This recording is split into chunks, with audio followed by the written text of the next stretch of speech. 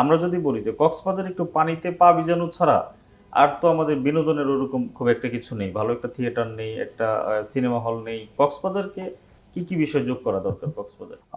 পর্যটনের জন্য night লাইফই important. আসলে আমি বলব যে নো। যারা নাইট লাইফ কেন্দ্রিক ট্রাভেলার আছেন তাদের জন্য কিন্তু Bangkok, Singapore and some other countries. Night লাইফের বাইরেও তো কি দরকার? কিছু ফ্যাসিলিটি তো দরকার আছে। আমাদের জেট স্কি হচ্ছে, আমাদের প্যারাসিলিং হচ্ছে, প্যারাগ্লাইডিং হচ্ছে।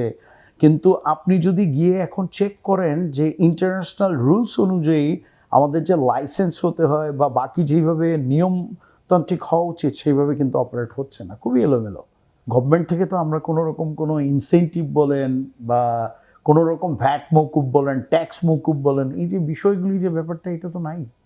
বরঞ্চ পৃথিবীতে আপনি যদি ট্রাভেল করেন তাহলে দেখবেন যে বাংলাদেশের hotel price is really so expensive than so other country. Expensive, so এটার এক্সপেনসিভ। কারণ তো একটাই, সেটা হচ্ছিল আমাদের ট্যাক্স এবং ভ্যাটের যে মানে যেই ব্যাপারটি সেটা কিন্তু কম্পারেটিভলি আদার্স কান্ট্রি অনেক বেশি।